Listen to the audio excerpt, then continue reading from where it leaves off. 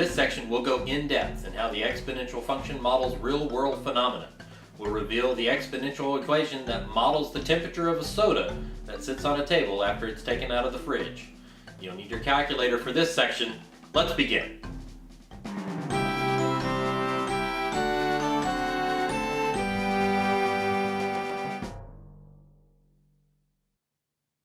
And in section 5.8, we take a look at exponential growth and decay models. So here's our basic exponential model. A of t is equal to a naught times e to the kt. And a stands for amount. And this could be amount of money, amount of bacteria, amount of people, all sorts of kinds of amounts that grow exponentially. A naught stands for initial amount. And in fact, anytime you see the not symbol, the little sub-zero, then you're looking at the initial something. If it's v naught, it's the initial velocity. If it's t naught, it's the initial time, things like that. And speaking of time, initial amount in this case, since this function is based on time, this would be the amount when time is equal to 0. And then we get to the little k in the exponent. And this is called the growth constant.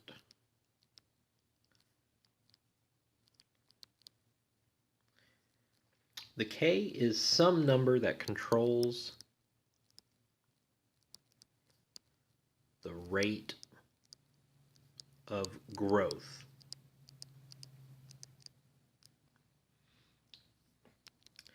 Now, if k is greater than 0, then we have exponential growth.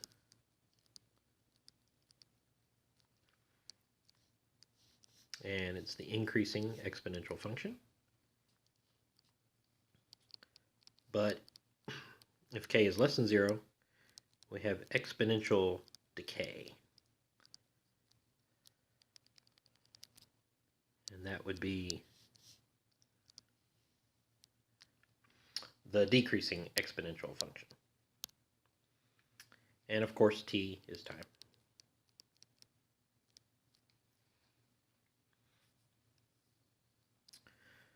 So with our exponential model, and you do need to know the exponential model equation here so that you can create your own exponential models given data and stuff. Let's show this one simple fact. Suppose I compute a of 0. What is that? Well, in our model, that would be a sub 0, a naught, is times e to the k times 0. That would be a naught times e. K times 0 is 0. Then a naught. E to the 0 power is 1. And a naught times 1 is a naught. So a naught is equal to, or a of 0 is equal to a naught. It is the initial value, or initial amount. But also, since we used t is equal to 0 right here, then that means on the graph of the exponential, let's just use an increasing one here, then t is equal to 0 is equivalent to the y-axis. And so a lot of times we're just using a time model here, and so we just start right there, and the exponential increases from there.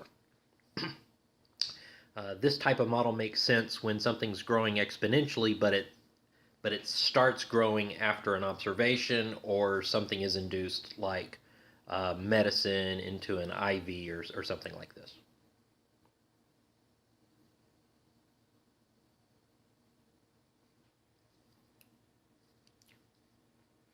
Let's look at example 1. The amount of bacteria in a sample is given by the following model. A of t is equal to 120 times e to the 0.23 times t power, where T is time in hours. Question A, based solely on the equation, is the number of bacteria increasing or decreasing, and how do you know? Well, to determine if it's increasing or decreasing, we need to look at the growth constant. And K is the growth constant. And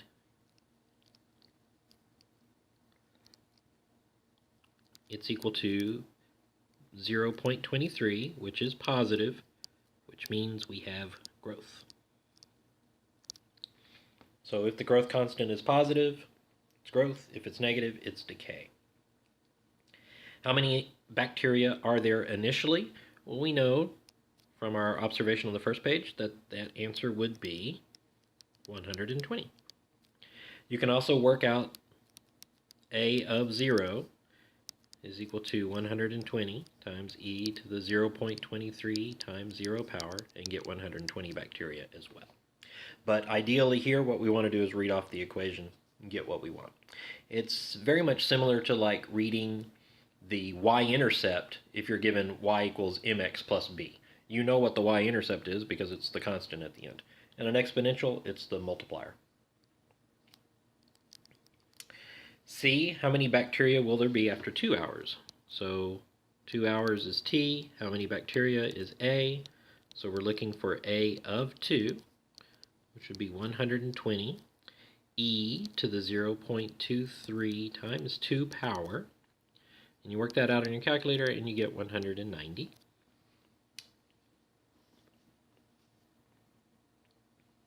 D, what is the average rate of change in the number of bacteria between the beginning of the experiment and 2 hours?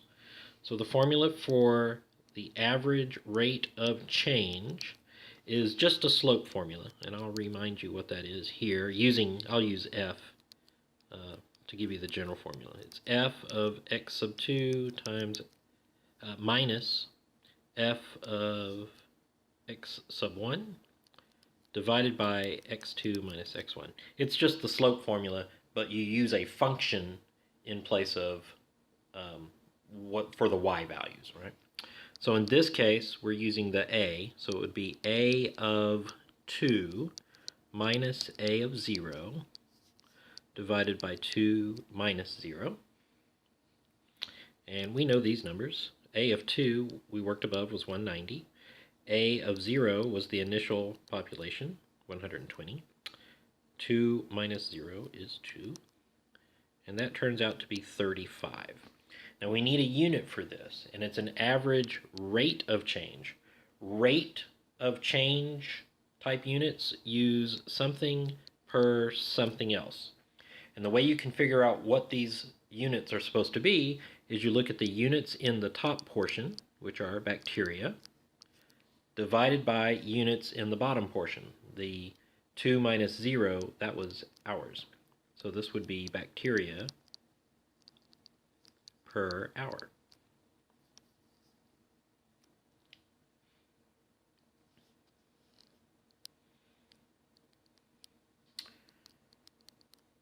Part E, without calculation.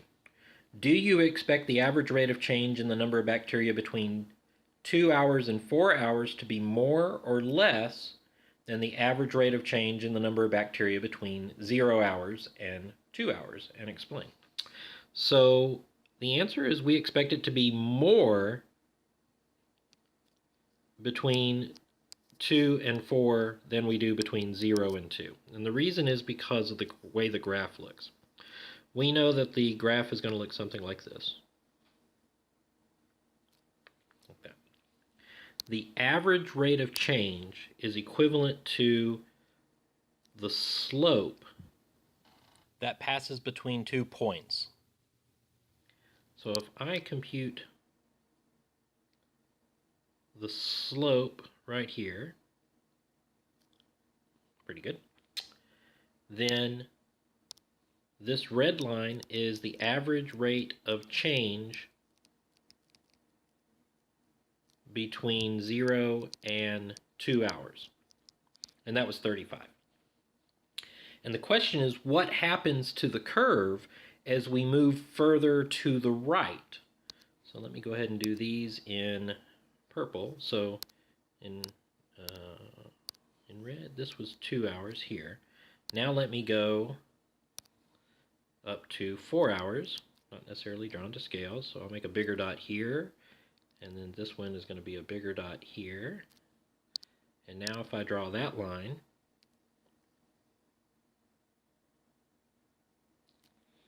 then you can see that that has a much steeper slope. So this is steeper slope, which means that it has a larger or greater average rate of change. And that is what happens throughout the exponential. If it's the increasing exponential, the further you move to the right, the steeper the secant lines get at each of these unique intervals, these equivalent intervals. So without even computing what the average rate of change between 2 and 4 is, we know that it's going to be more than what it was between 0 and 2, just by the nature of the exponential graph. Question F. How long will it take for the number of bacteria to double during the experiment? So really we want to know what is t going to be when a of t is equal to double, which would be 2 times the initial value, so 2a naught. Well, we know what 2a naught actually is. Since a naught was 120, double that is 240. So let's set up 120 e to the 0.23 t is equal to 240. Now watch what happens when I start to work this problem. The first thing I want to do is divide by 120. And I get e to the 0.23 t is equal to 2. And this 2 on the right side represents the doubling.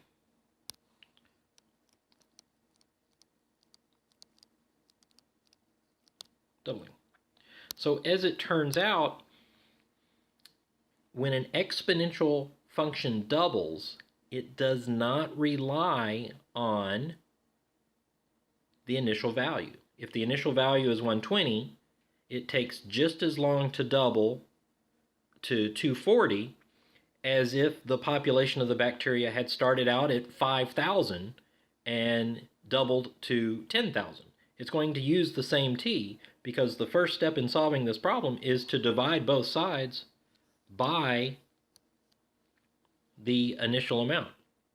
That reduces it to the pure exponential e to the 0.23t is equal to 2. And now what really matters is the growth constant k. And the growth constant is what determines how long it's going to take for it to double. So let's finish this one up. So I want to take the natural log on both sides.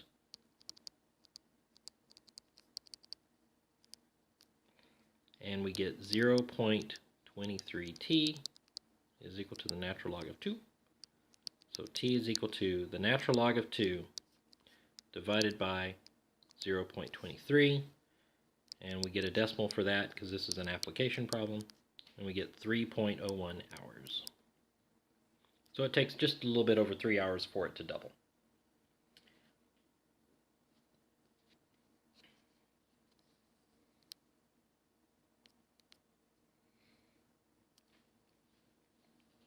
On page 3, we connect with chemistry, and we talk about radioactivity. When we talk about radioactivity, we want to talk about half-life. Not the game. No, half-life. That's the amount of time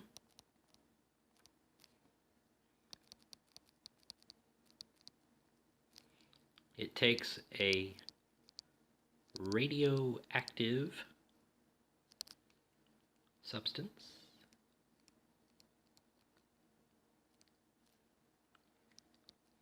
to be reduced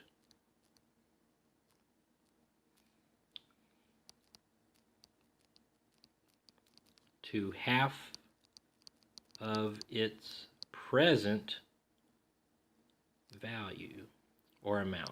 Let's say amount. It's the amount of time it takes a radioactive substance to be reduced to half of its present amount. And it doesn't matter what that present amount is. If you had some amount and you started the stopwatch right then, when the half-life time period passes, it's going to be half of that present amount. Now, don't get confused. This is not linear, right? It doesn't start with, let's say, 100% of something, and then one half-life period goes and it's down to 50%, and then a second half-life period goes and it's down to 0. No, that is not what happens. It goes by halves. So if it started with 100%, after one half-life period, it would go down to 50%. After another half-life period, it would go down to 25%. After another half-life period, it would go down to 12.5, etc. Right? So there's always a little bit there. This is the horizontal asymptote at work. You get closer and closer to 0 without ever actually hitting 0. You get smaller and smaller in this case. Example 2 says, knowing that the half-life of carbon-14 is 5,730 years, calculate the percentage of carbon-14 left in a 230-year-old item. So first, we need the model. The model is A of t is equal to A naught e to the kt. And we let A of t equal the percentage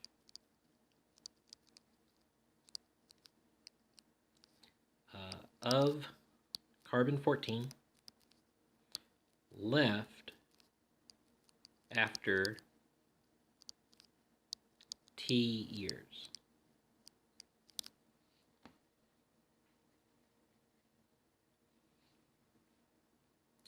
So here's a keyword right here, percentage. Since we're using a percentage, we can start with any initial amount that we want because we're just working with percentages.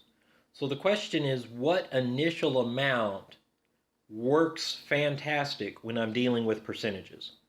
The answer is 100%. So if I set A naught to be 100, then all of this is going to work out really well. So the model, so you're sort of building the model. So the model now is A of t is equal to 100 times e to the kt. I need to know what k is.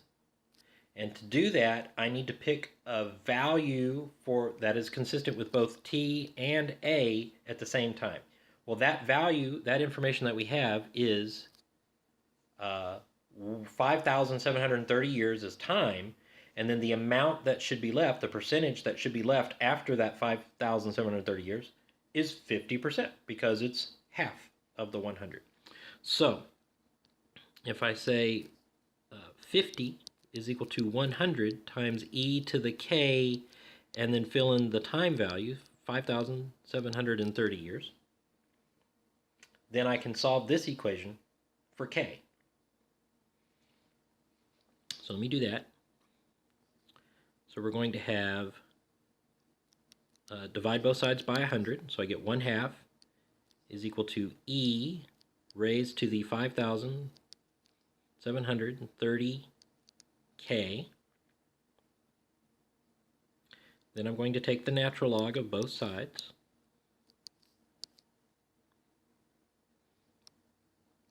The left side is still natural log of 1/2. Then on the right side, the natural log of e to the 5,730k is just 5,730k. And k is equal to the natural log of 1/2 divided by 5,730. So this is equal to negative 0.000121. Now what we need to do is store this in k, and if you'll follow the screen now, I will show you how to store that value as the letter k in your TI calculator.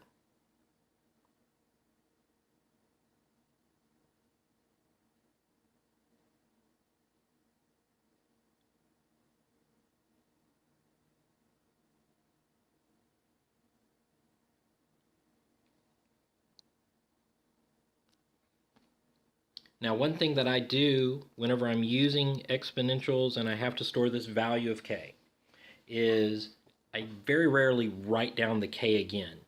But what I do for my own work, and I don't think anyone else does this, is when I write down the model, I underline the k, and that lets me know that it's no longer an unknown value. It is a known value, and it's stored in my calculator. And if I want to use the k, then all I got to do is pull it up in the calculator. So now I know k, and also it is unadvised for you to round the k number very much. Since the k number is in the exponent, it is very sensitive to the number of digits that you use. When you store this number in the calculator is not only storing the numbers that you can see, but it is also storing the rest of the digits that it knows that are just not on display. So it's very accurate. You want to keep that accuracy. So the final part of the question is to determine what percentage of carbon-14 is left after 230 years. So that would be A of 230 is equal to 100 e to the k times 230 in the exponent. And the answer is 97.26%. So not very much of it has decayed at all. And we wouldn't expect it to necessarily. 5,730 years is kind of a long time.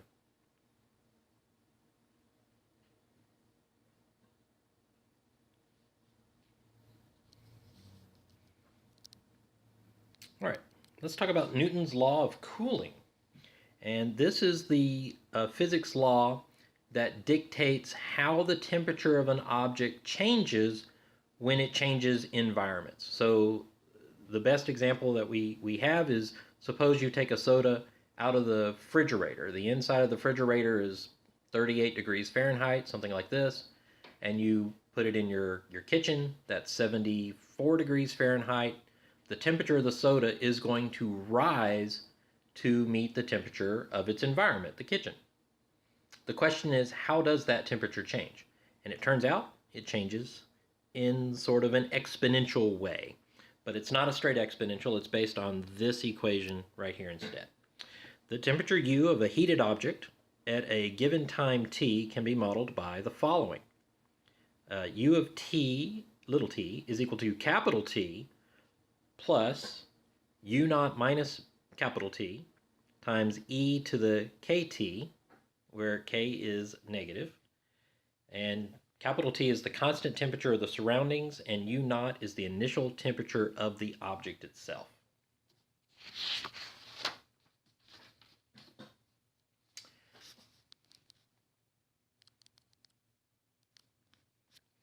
Example 3. A cup of water is heated to 90 degrees Celsius and is allowed to cool in a room whose air temperature is 25 degrees Celsius. The temperature of the water after 5 minutes was 80 degrees Celsius. What will the temperature be at 50 degrees? When will the temperature be 50 degrees Celsius? How long does it take for the temperature to reach 30 degrees Celsius? And what do you notice about the temperature as time passes? So first we want the model, and this is Newton's model here.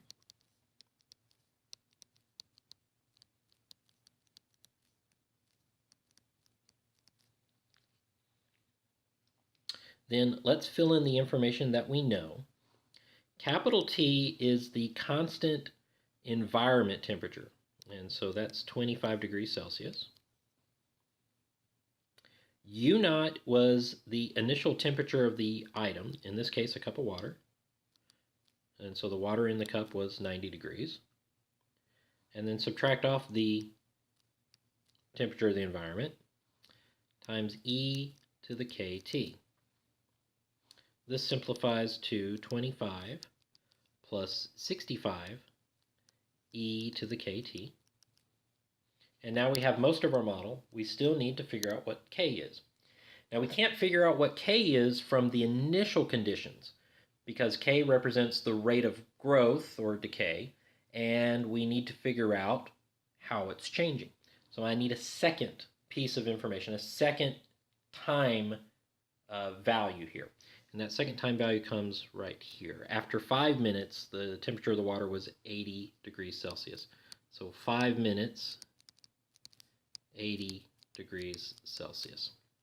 So if I plug that in, I get 80 is equal to 25 plus 65 e to the k times 5. And now we want to solve this equation for k. So this would be 80 minus 25 is 55 is equal to 65 times e to the 5k.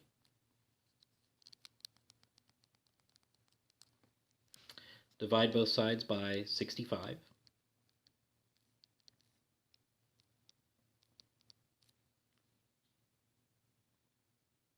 Take the natural log on both sides.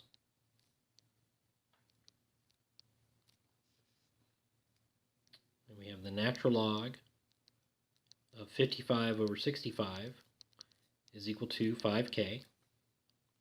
And k is equal to the natural log of 55 over 65 divided by 5.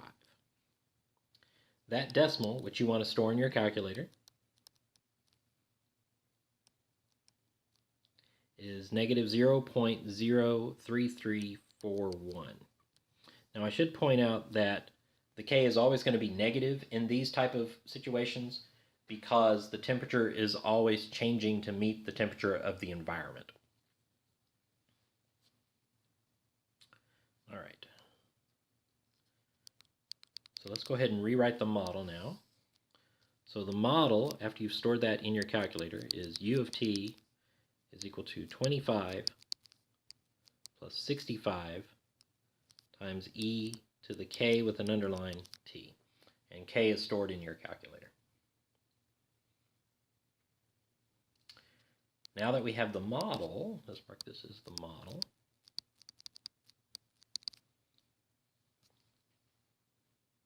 Question A. Well, when will the temperature be 50 degrees Celsius? So in question A, we're looking for T. So 25 plus 65 e to the tk is equal to 50.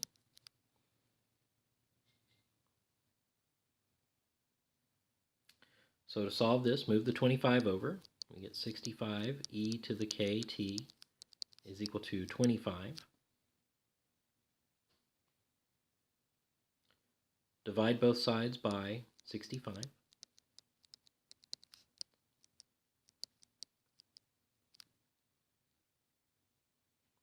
Take the natural log. The natural log of e to the kt is kt.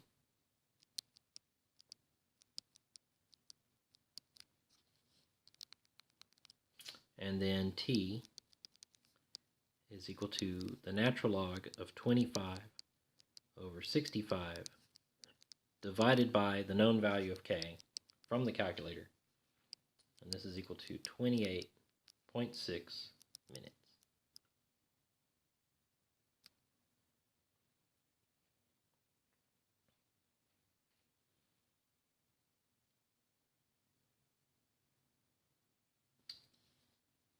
Question B is similar. It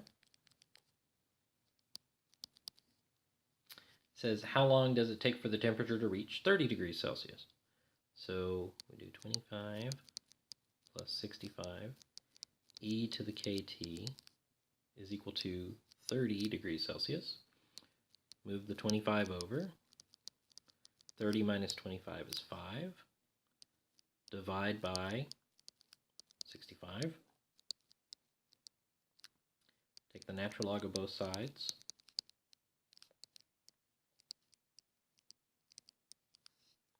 And we get t is equal to the natural log of 5 over 65 divided by the known value of k. And this gives me 76.77 minutes.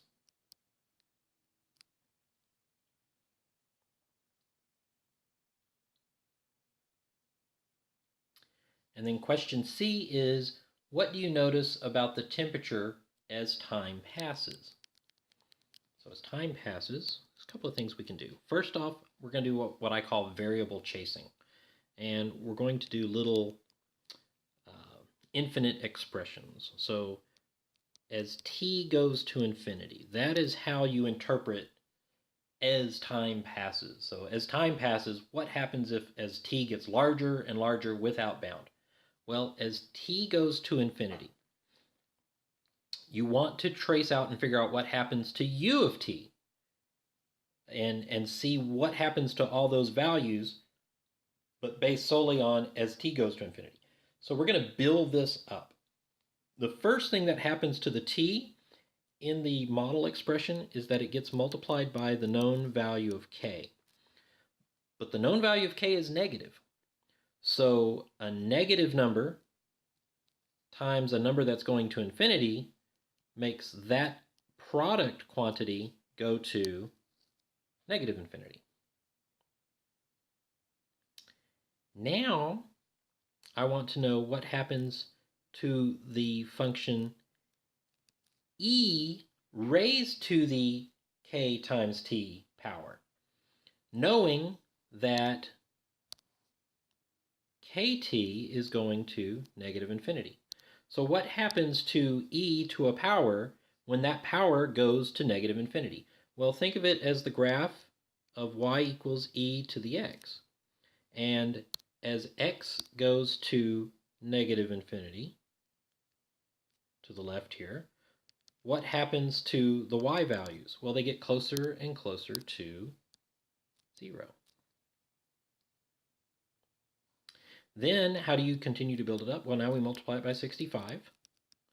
So what happens to 65 times something that's going to 0? That goes to 0. And then what happens when I add 25 to some quantity that's going to 0? That goes to 25.